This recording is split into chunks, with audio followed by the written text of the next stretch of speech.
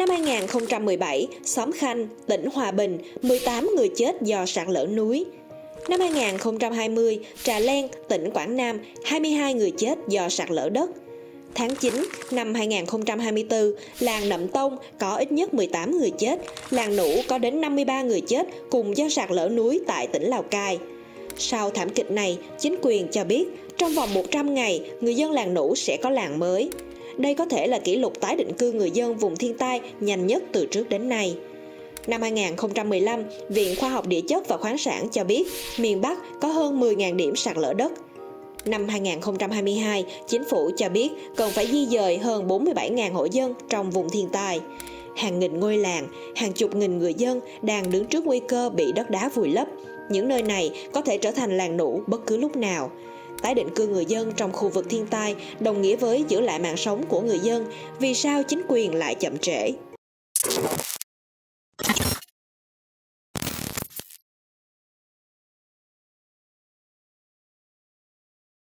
Theo Liên Hiệp Quốc, Việt Nam đã ban hành nhiều chính sách di dời dân cư khu vực thiên tai, nhất là từ năm 1996.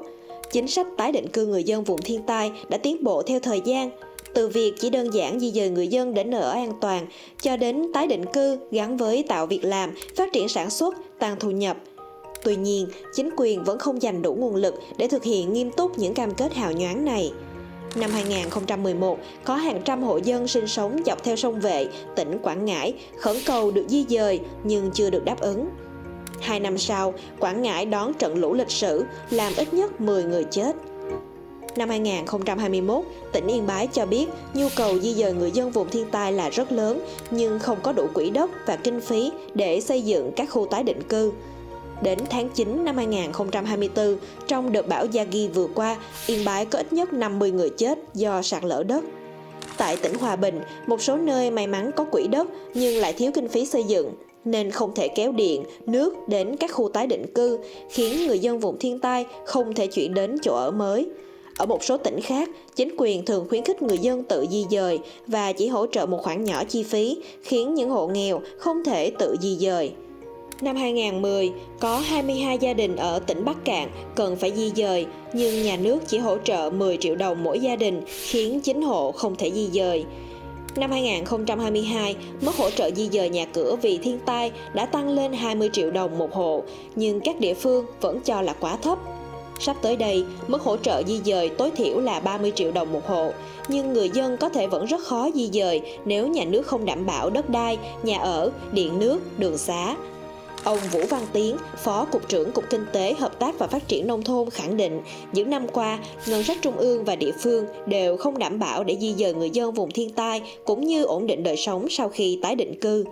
Trong 10 năm qua, các kế hoạch ứng phó thiên tai của Việt Nam chưa thể kiểm soát số người chết và mất tích vì bão lũ, sạt lở đất. Năm 2014, 133 người chết và mất tích. Năm 2016, 264 người. Năm 2018, 224 người. Năm 2020, 357 người. Năm 2022, 175 người chết và mất tích. Đến tháng 9 năm 2024, số người chết và mất tích tăng gần 2 lần với hơn 323 người. Vì sao chính sách di dời dân cư vùng thiên tai không được thực hiện một cách quyết liệt? Một trong những đặc trưng của việc làm luật tại Việt Nam là Quốc hội không quy định cụ thể về việc thực thi luật, mà để chính phủ tự đưa ra cách thức thực hiện. Chính sách di dời người dân vùng thiên tai cũng rơi vào đặc trưng này. Trước năm 2013, việc di dời người dân vùng thiên tai chủ yếu dựa trên các chính sách do chính phủ ban hành. Năm 2013, Quốc hội ban hành luật phòng chống thiên tai, trong đó Điều 5 và Điều 13 của Bộ Luật quy định cần di dời người dân sống ở vùng nguy hiểm đến nơi an toàn. Tuy nhiên, hai điều luật này không nêu cụ thể việc di dời người dân vùng thiên tai được thực hiện ra sao, cũng không có quy định giám sát, kiểm tra về việc thực hiện di dời người dân. Cho đến năm 2018, tức là 5 năm sau đó, Chính phủ ban hành Nghị quyết 76 về công tác phòng chống thiên tai.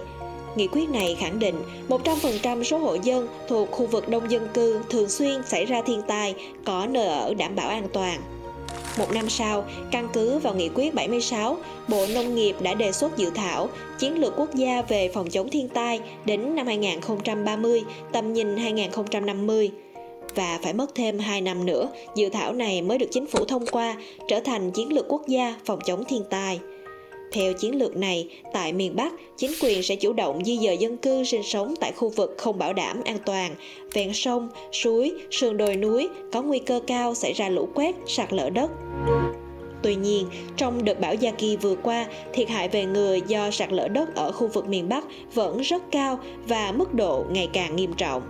Những năm qua, những số liệu về việc thực hiện di dời người dân vùng thiên tai không được tổng hợp, đánh giá và công bố rộng rãi.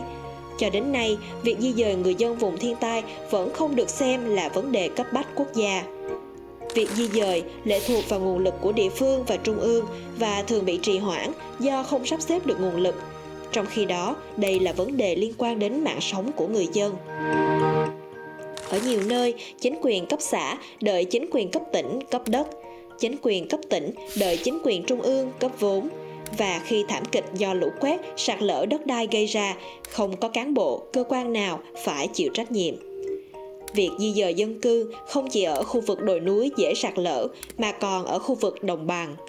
Theo các nhà khoa học, tính đến năm 2050, ước tính đồng bằng sông Cửu Long có thể có đến 1 triệu dân cần phải di dời chỗ ở do các biến đổi khí hậu như nước biển dâng.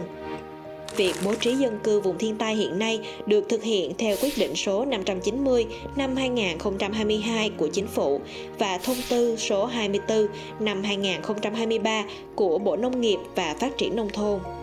Tuy nhiên, việc di dời người dân vùng thiên tai có thể sẽ tiếp tục chậm trễ do nhà nước không đưa ra giải pháp nào mới hơn về nguồn vốn đầu tư các khu tái định cư. Những năm tiếp theo đây, những thảm kịch kinh hoàng như làng nũ có thể sẽ lặp lại. Cảm ơn bạn đã xem video của Luật Khoa. Hãy bấm theo dõi kênh YouTube của Luật Khoa để xem những video mới nhất. Bạn cũng có thể đăng ký thành viên miễn phí tại đường link trên màn hình để đọc những bài viết mới nhất của Luật Khoa về rất là nhiều các chủ đề khác nhau qua email. Hẹn gặp lại các bạn trong những video kế tiếp.